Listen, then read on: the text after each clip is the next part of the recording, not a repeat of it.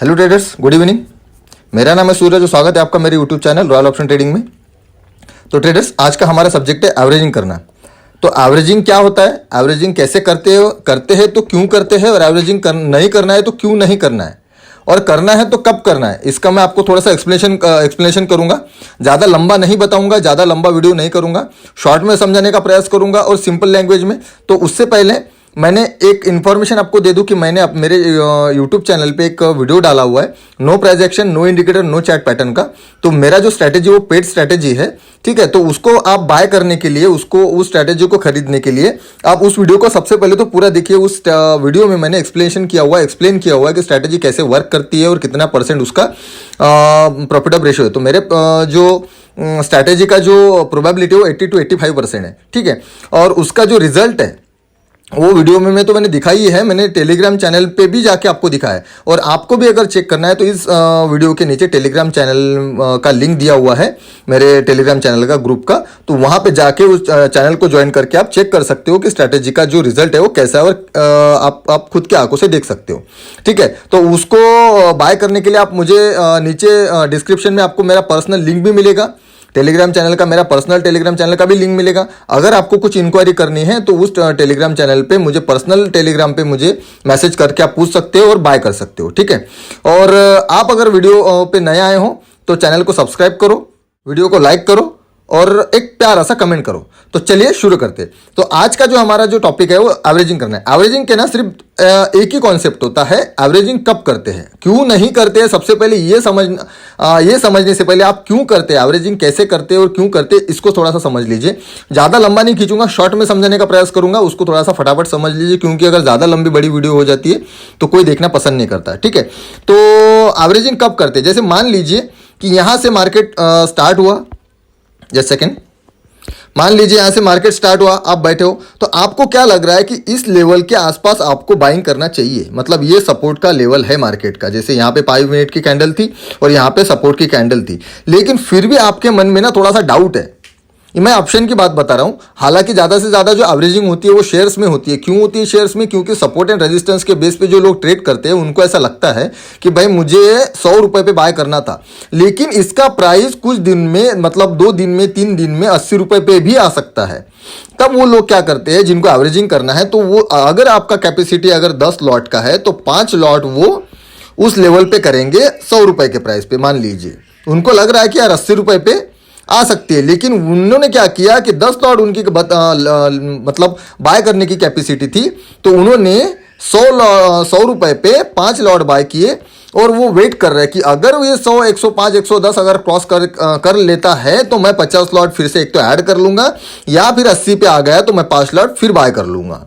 तो इसको एवरेजिंग कहते हैं, ठीक है। इस हिसाब से एवरेजिंग होती है। और हमारा एवरेजिंग अगर ऑप्शन में अगर हमको अगर एवरेजिंग करना है तो मैं आपको समझा दूं, जस्ट सेकेंड, 1 मिनट वेट करना, मैं इसको थोड़ा सा ड्रॉ को रिमूव कर दूं ताकि आपको अच्छे से समझ में आए। तो आपको अगर ऐसा लग रहा है कि यहां से मार्केट रिवर्स जा सकता है, जैसे सपोर्ट यहां पे बंद रहा था, यहां से मार्केट रिवर्स जा सकता है, तो आपने क्या किया कि, लेकिन फिर भी आपके दिल में थोड़ा सा डाउट है कि आपको ऐसा लग रहा है कि यार 100 रुपये पे अगर कोई प्राइस है और आपको लग रहा है कि 80 रुपये पे आ सकता है, मतलब यहां पे आपको लग रहा है कि यार 80 पे आ सकता है, इसके नीचे थोड़ा सा, लेकिन आपको रिस्क नहीं लेना है, क्योंकि यहां से वो अगर ऊपर चला गया तो आपका प्राइस निकल जाएगा। इसीलिए आपने क्या किया कि आपने यहां पे 100 रुपये पे 100 रुपये के प्राइस पे कॉन्ट्रैक्ट बाय कर लिया। यहां पे आपने 100 रुपये प्राइस पे कॉन्ट्रैक्ट बाय कर लिया, और अगर आपको 10 कॉन्ट्रैक्ट बाय करने थे तो आपने सिर्फ 5 कॉन्ट्रैक्ट यहां पे बाय किए। और आप अब 5 कॉन्ट्रैक्ट ऐड कब करोगे, जब आपको लगेगा कि 110.15 अगर ये क्रॉस करता है, 110 और 115 अगर ये क्रॉस करता है तो 110 और 15 के बाद में मैं बाय करूंगा, या फिर इसके नीचे अगर आ जाता तो आपको लग ही रहा था कि 80 पे आ सकता है। तो 80 पे आपने क्या किया कि 80 पे अगर आ गया तो आपने एवरेज कर लिया यहाँ पे आके उसको, ठीक है। आपने यहाँ पे आके एवरेज कर लिया। अब एवरेजिंग आपने क्यों किया, क्योंकि आपको पहले भी मालूम था कि आपका प्राइस 80 रुपये पे आने वाला है करके, ठीक है। लेकिन आपको थोड़ा सा डाउट था कि यहां से अगर ऊपर चला गया तो आपका प्राइस मिस हो जाएगा, इसीलिए आपने 100 रुपये पे बाय कर लिया। इस हिसाब से एवरेजिंग होती है। और इस हिसाब से आपने क्या किया, जस्ट सेकेंड, इस हिसाब से आपने क्या किया कि यहां पे आपने 10 लॉट बाय करने थे, आपने 5 लॉट यहां बाय किए और 5 लॉट के लिए ये जगह छोड़ दी, ठीक है, यहाँ पे प्राइस आ चुका है, आपको भी दिख रहा था कि यार 100 रुपए का 80 रुपए पे आ गया, फिर 5 लॉट आपने बाय कर लिए और फिर आपने एवरेजिंग करके इसके नीचे का स्टॉप लॉस लगा के आपने अपर साइड के लिए ट्रेड को छोड़ दिया। ठीक है, तो अब आप एवरेजिंग नहीं करोगे, अगर इसके नीचे भी अगर मार्केट आता है तो एवरेजिंग नहीं करोगे आप। क्यों नहीं करोगे? क्योंकि आपका कॉन्सेप्ट एवरेजिंग का जो था वो आपका कंप्लीट हो चुका है। आपको अब सिर्फ स्टॉप लॉस लेना है या फिर टारगेट लेना है, इतना आप समझ लीजिए। एवरेजिंग करना मतलब सिर्फ तिजोरी खाली करने जैसी बात हो जाती है। आप एक बात ध्यान में रखना कि एवरेजिंग करना मतलब तिजोरी खाली करने जैसी बात होती है कि भाई मैंने 100 रुपए पे कोई ट्रेड कॉन्ट्रैक्ट बाय किया, फिर वो 80 पे आ गया, फिर एवरेज कर लिया, 60 पे आ गया, फिर एवरेज कर लिया, 40 पे आ गया, फिर एवरेज कर लिया।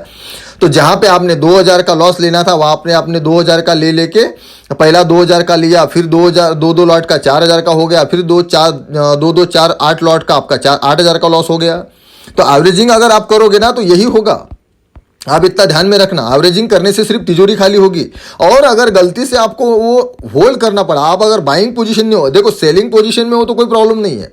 आपने अगर सेलिंग पोजीशन में एवरेजिंग अगर करके रखा हुआ है, आप और सेलर हो और आपने अगर एवरेजिंग करके रखा हुआ है तो कोई प्रॉब्लम नहीं है, क्योंकि आपको होल्ड भी करना पड़ा तो जो ओवरनाइट थीटा डीके का जो बेनिफिट है वो आपको मिलेगा ही मिलेगा, 100% मिलेगा। लेकिन आपने अगर बायर हो, आप अगर एक बायर हो और आपको अगर उसको होल्ड करना पड़ गया तो आपको ये जो 8000 का लॉस दिख रहा है, आपको एवरेजिंग करते करते 8000 रुपए का लॉस दिख रहा है और ओवरनाइट थीटा डीके का जो लॉस होगा वो अलग होगा आपका।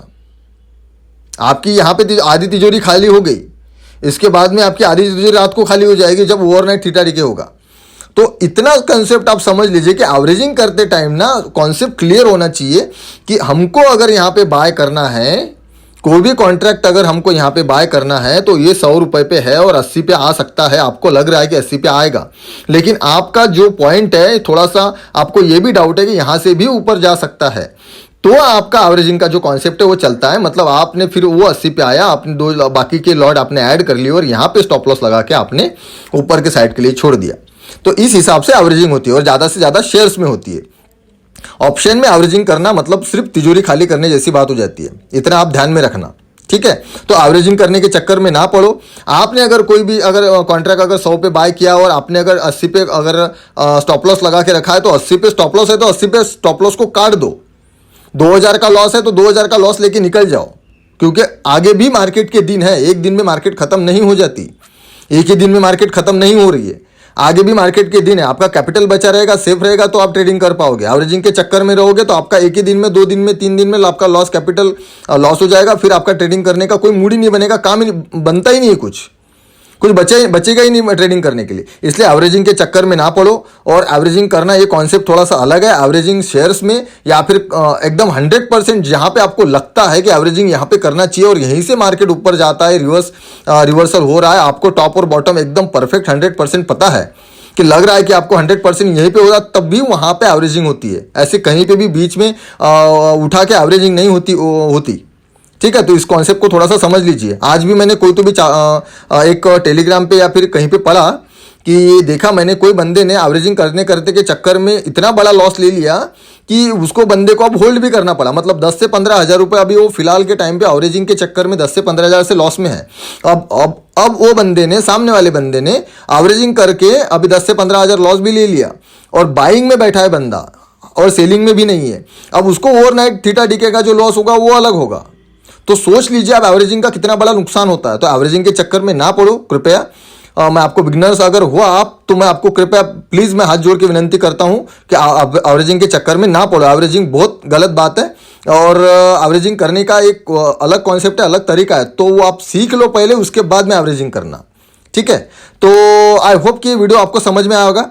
और आपको अगर ये वीडियो सही में अच्छा लगा तो प्लीज़ मेरी वीडियो को लाइक और शेयर जरूर कीजिए। चैनल पे नए आए हो तो सब्सक्राइब कर दीजिए, नोटिफिकेशन बिल को जरूर दबा दीजिएगा ताकि आने वाले हर वीडियो का नोटिफिकेशन आपको मिलता रहे। तो ठीक है फ्रेंड्स, मिलते हैं फिर नेक्स्ट वीडियो में। तब तक के लिए आओ, गुड डे, गुड बाय, जय हिंद।